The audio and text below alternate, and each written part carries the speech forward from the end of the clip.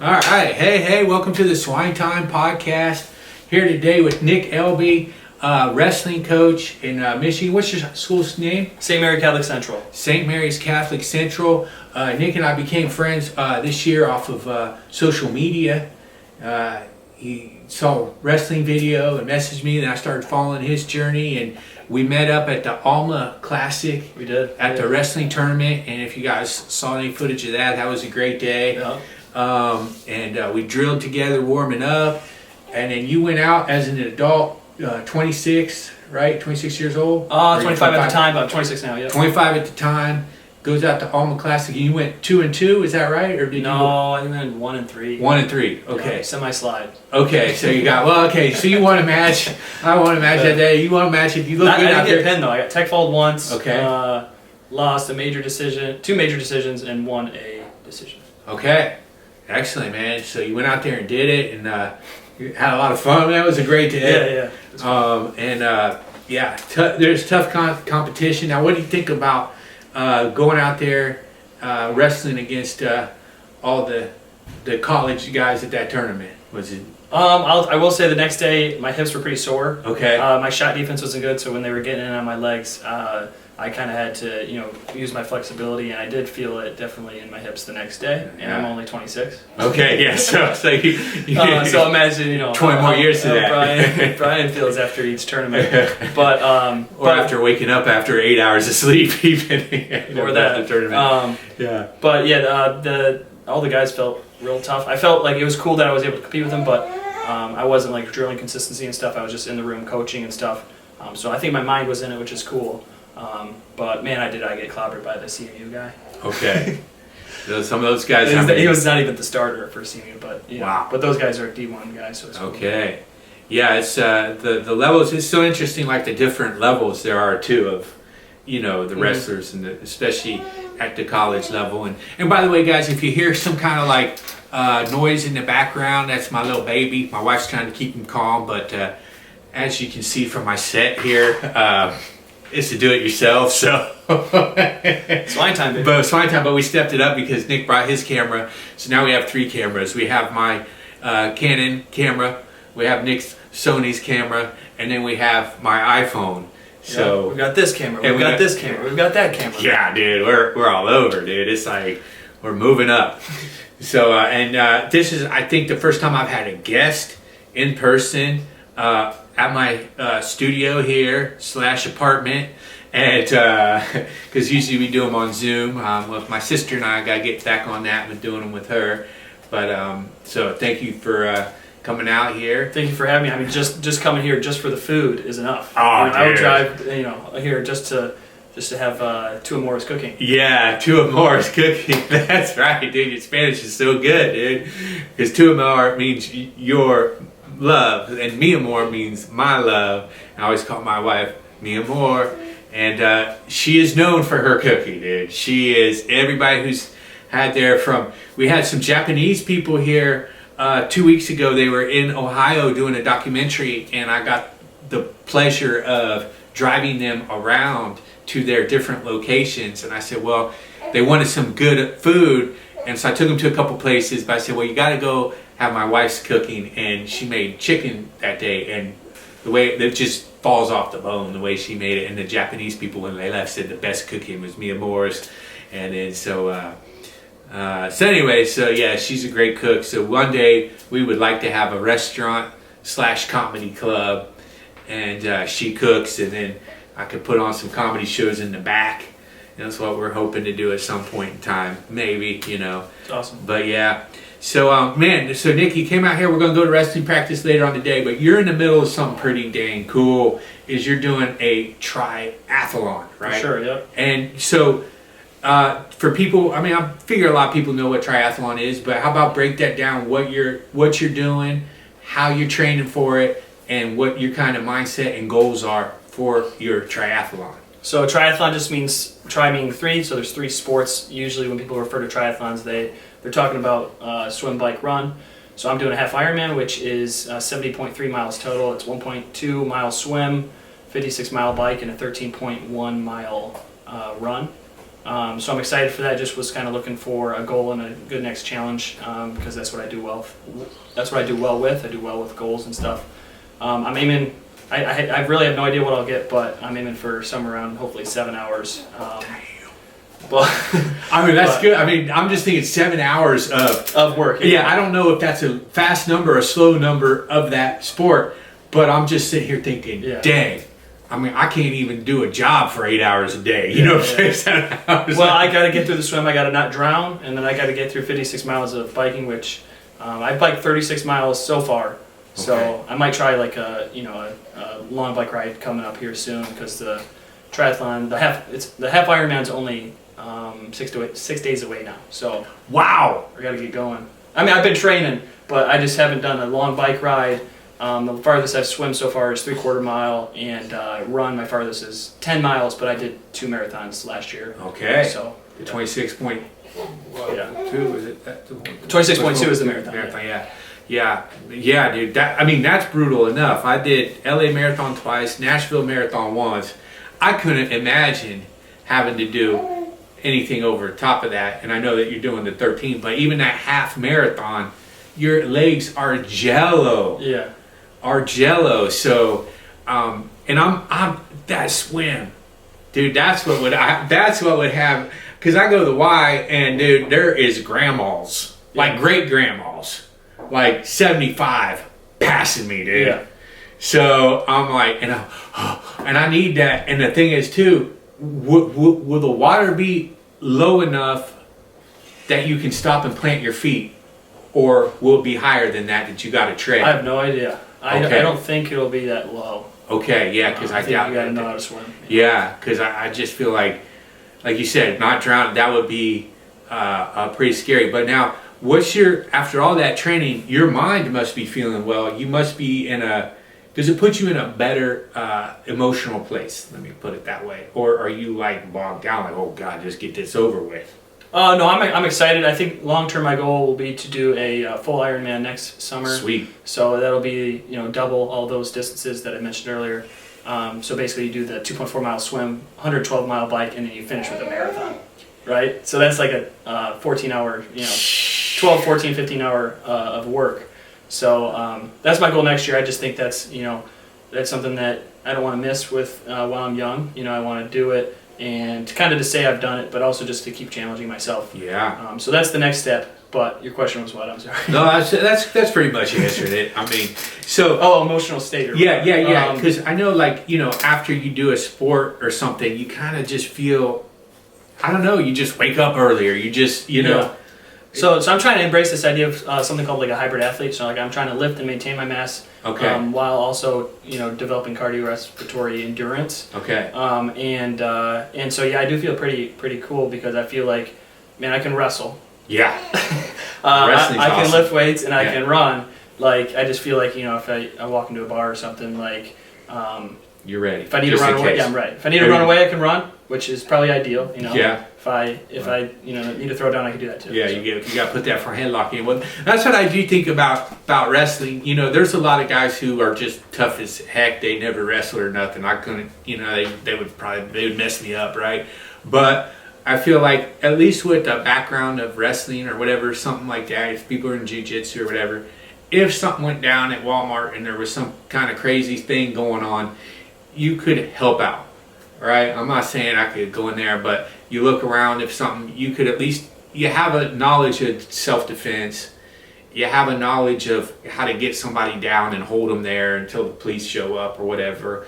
So now, granted, I don't want to ever be in any of those situations. I think my last real, I don't know. I've had a couple fist fights when I was in my 20s. I don't have any in my 30s.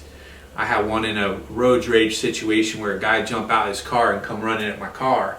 Dang. Yeah, and my window was down, so I quickly, before I could get out, he punches me, but then I get out the car, and he hits me again, so now I'm hit twice, but I was able to somehow snap front headlock.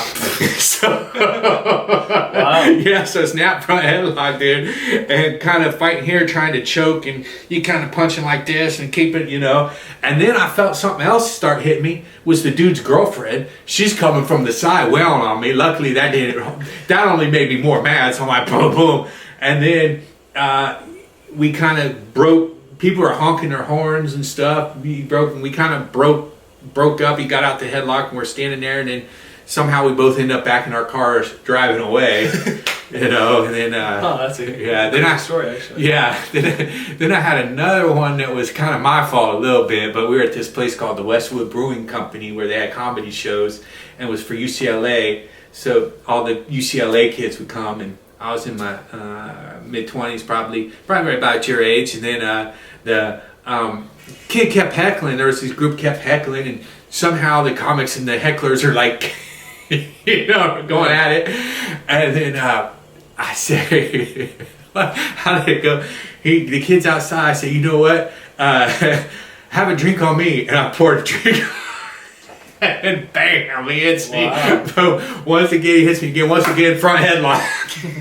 Like hold till again, and then until people break it up. So welcome to Hollywood. Yeah, dude, welcome to Hollywood. So yeah, that story is still reminisced by some of the comedians on the scene. So, but yeah, so.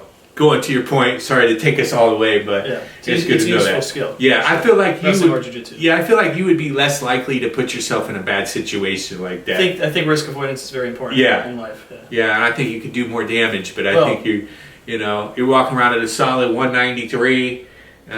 You're over 6 feet for sure. Right, about 6 feet. 6 feet, okay. So you're ready to go, but you're right. Having that knowledge is just kind of helpful to. Your working day situation, and just kind of it's good to know. I remember that when I was in school, my friend was a state champion 3 times. Easily could have been 4 times state champion, but that's a long story. You don't want to pick fights with him, that's for sure. Well, here's what's crazy. We were at a nightclub one time, and I'll never forget this guy, because sometimes the tougher guys, other guys want to mess with. They might not know, but they can tell who's tough, right? And so whatever reason, some guy at the club kind of shouldered him. And I was like, yo, Tycho, mess that guy up, dude. You kill him, dude. And he goes, no. I was like, why? He goes, I know I could. Yeah. He knew. He had too much riding. He's going to come in there, and hit that guy with a freaking fireman's in 2 seconds. It's over. Right. Now there goes scholarship. There goes everything else. Why does he have to prove he can beat up somebody he knows he can beat up? Exactly. Or if they have a weapon, there's that. There's a weapon too, right? So it's like, so you gotta be able to control, you can't beat a weapon. Have impulse control is really important. 100%, man. So, and I think that would be like, if you're a UFC fighter, that must be kind of hard too. Because I can imagine that. It's your job, you almost have the. Well, they already talk enough that they have an ego, but you definitely have an ego that needs to be kept in check. I'm sure. Yeah, because you could just see get suspended pretty quick. Yeah, some guy sitting there at Walmart talking shit to the cashier, and you're like, hey, come on, hurry up! I'm gonna hurry, dude. Boom. So, but yeah, man. Now, what do you learn? So, as far as being a coach, what are your wrestlers teaching you about the sport that helps you?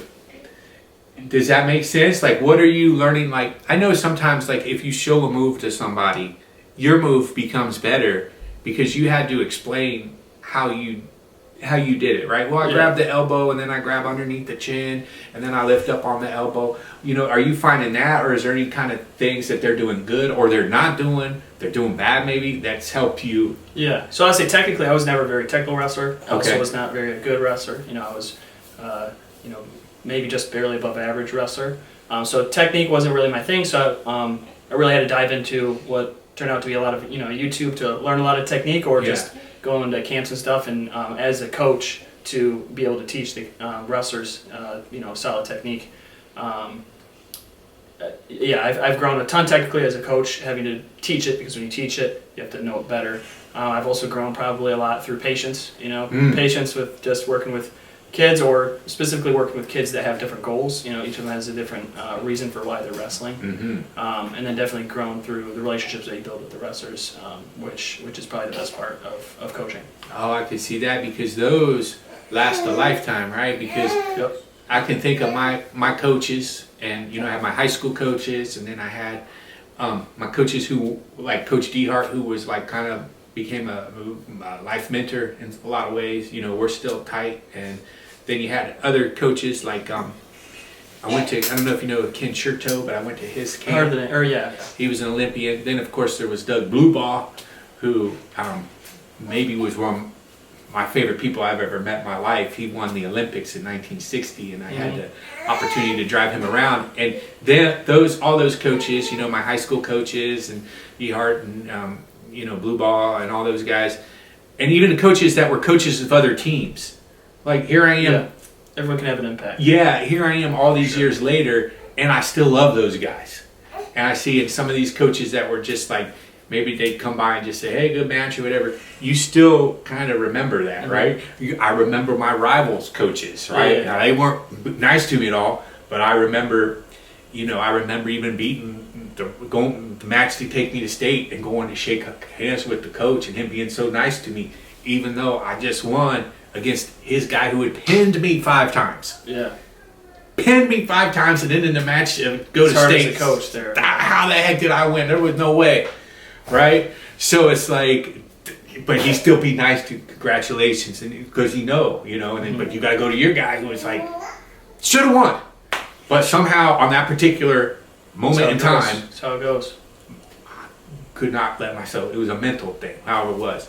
So, but yeah, it's amazing too how the sport. That's what's tough. That's part of why I can't leave wrestling, because you have these reminiscent moments, right? You could sit there, I could pull up a bracket from 1998, and I could tell you each match. And then I had to wrestle this guy, this guy, and then all of a sudden you're 18 years old again. Yeah. You know what I mean? You're not a grown man. You're back into that moment, and that's part of why it's just like it's so hard, And I've been reading Tom Brady's book about his pliability and all these things. So I'm like, okay, dude, he was still Super Bowl champion at like 42, 43 or whatever. And this is the Tom Brady of wrestling. Well, minus the wins and the Super Bowl victories. But I'm like, okay, but I do want to prove something, and that is the longevity of things, because I do want to show people, and especially that. Look, I'm not really, I've always played sports, but you don't look at me and think, man, that guy's an athlete, right? I think that's just a regular guy.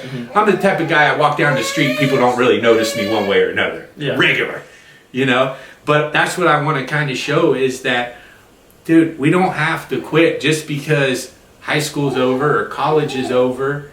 It's like we don't want to, and shout out to Matt Return Wrestling, because I went to their clinic, and they had adult wrestling as a group, and it was so awesome, man.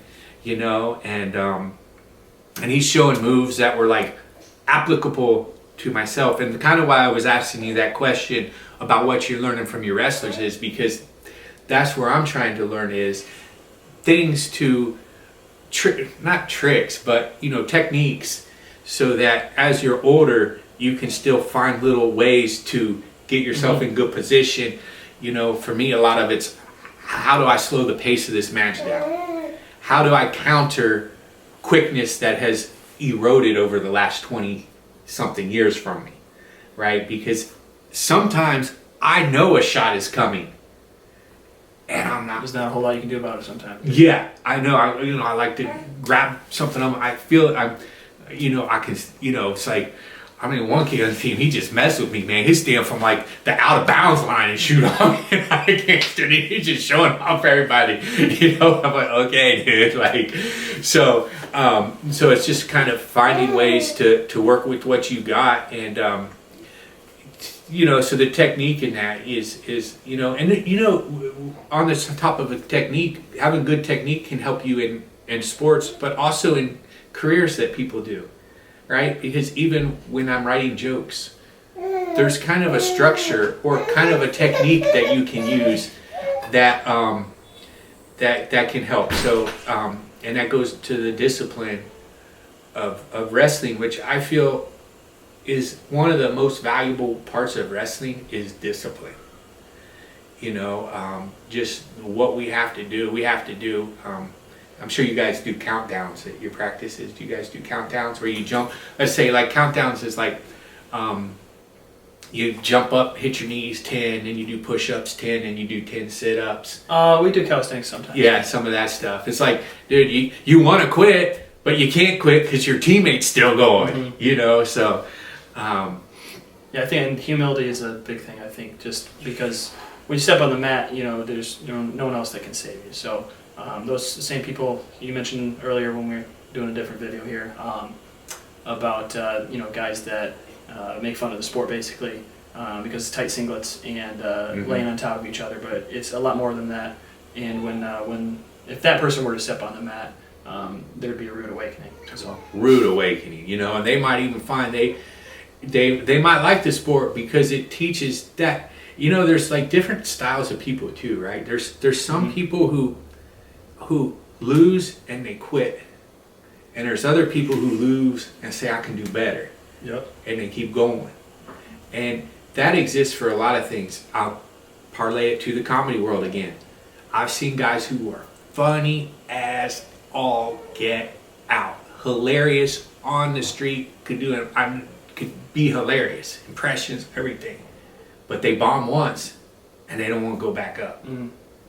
You know, where so they quit. So they quit. They bomb. They do not want to be embarrassed like that again. But the reality is, you're gonna bomb. It's like, how can you? I remember I had bombs so bad where I could not sleep, and part of the reason I couldn't sleep is because I knew I could do better. And then that wrestling mindset comes in. All right, be competitive about this. Let's go back out. Let's try again. You know, and what I like about don't give up. Don't give up mentality. Yeah. It's like, I love that saying by Les Brown. Never quit, never give in. It's not over until you win. So, it's intense. Yeah. Oh no, do you know who Les Brown is? WWE guy? No, he's a motivational speaker. Oh, okay. Yeah, but he's great. He has another one. He goes, I listened to Les Brown a lot when I got injured, and he said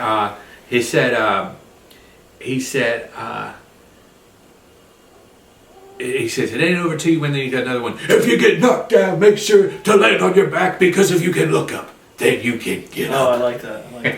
Which is perfect unless you're a wrestler. You don't want to land on your back, but still, you can look up, you can get up. And he was, so I used to like put him on my YouTube to get my mind ready and get back into the groove and everything. So, now as far as your team coming up, what you got? How you guys looking? What's your kind of goals for getting your guys ready and keeping it? Yeah. So for a long time, our program, we didn't have a lot of kids. So like all the years I wrestled, like my freshman year, we had 8 kids, which a full lineup is 14. So you can't win many duels. My senior year, we had 5. So again, can't win many duels. So since then, we've tried to grow, and I'll be going into my what's crazy 7th year as a head coach, which is kind of crazy. Wow. Yeah. So you started coaching when you were 19? Yeah, I think head coach, I think it was 20. 20, okay. Like that, yeah. Okay. But it was just kind of like, you know, if not me, then who, you know. So, right. So I took it over, and we're at a place where we have a lot of wrestlers in the program that are scrappy and getting after it, and I'm really excited for this season. That's great, man. Yeah, I'm excited for you. Like I said, I really like your videos. I like you as a person, man. You helped me get warmed up for that tournament. You got a lot of great techniques. You're doing this, all this stuff. So I think it's great. I want to grab something real quick, okay? And I want to shout out. We're talking about, comebacks and injuries and everything. Which finger injuries are actually huge in wrestling. Right? Yeah. Specifically, I know pinky really bad. Pinky, because of the grip. But yeah. And it's and you can, dude. So you can easily get hurt. And then, of course, most of you probably know this, but in 2018, I think it was, I was on the back of a boat, a rope got loose. Anyways, I lost top of these 2 fingers on that boat accident. That's kind of what brought me back to wrestling.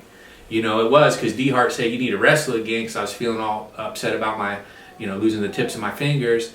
And I made a friend from Graps. His name is Johnny. He created Graps, and these are awesome. And if anybody if you're doing sports, I mean, for wrestlers, jiu-jitsu, even volleyball players, if you're doing a sport and your hands are hurting, like, because for me, I would come home from practice and my hands are throbbing, especially these two hurt ones, right? Because you get slammed, and you doing stuff, your adrenaline's pumping, you don't even know how you're hurting yourself. And so instead of wraps, these are graps. Instead of wrapping your fingers, you can, work out, practice, wrestle, jiu-jitsu, everything with the graps. And see, they keep your hands like this so that they don't bend, get messed up like that. And I started wearing these, dude, and at practices, and then I told my wife, I was like, man, I wake up and my hands were feeling good. So shout out to Graps and for these gloves for me. So if you guys have finger problems or you want to protect your fingers so that they don't happen, you can get your workouts with this in. It's easier than taping them. It's like, so yeah. Anyways, I wanted to give a shout out to the guys over there for these, and I just want to say that they have been helping me. And they actually say the right side to put them on. I put my right one on my left one and left one on the right one. So even if you're a little dumb, they still work. Okay, so it's good to know. Yeah, it's good enough. So yeah, man. So to wrap it up, dude, triathlon on the way. Yes, sir. That's amazing. Coaching coming up in the season, and it's got to be good too for the kids to see you doing the sport. Probably doing this stuff to be able to motivate them. And that was one of my drivers for competing in jiu-jitsu. I've done a few tournaments. I haven't done any this year, but I think I've done 6 total. Wow. And it's just good for me to kind of get back and feeling what a competitor feels, Dude. And then that led me into doing a few wrestling tournaments, which one was the one with you. But. Now, with the mindset, real quick before we roll, because I always like to talk about mindset, because a lot of it at a certain age becomes mindset, right? I mean, right. When you're starting to, I hate to say it, but when your physicalness is starting to drop, you gotta have mindset. Can you talk a little bit about mindset, and then we'll I think just what you mentioned or touched on earlier with the don't give up attitude. I think that's really what we try to preach to our wrestlers is, hey, you can win, you can lose. The wrestler that wins isn't always the one that is the harder worker or more talented or smarter. It's the one who scores more points. Yeah. And that Cale Sanderson says. Yeah. And so you're going to win matches, you're going to lose matches. That's going to come. But what matters is that you don't give up, and that you keep trying to do your very best and learn important values like working hard, like having honor and competing well. Accountability, dedication, effort, all those things. That's awesome, man. Take that with you, man. Hey, great time. Thanks for coming. Hey, speaking of time, you know what time it is? It's Swine Time. It's Swine Time. You nailed it.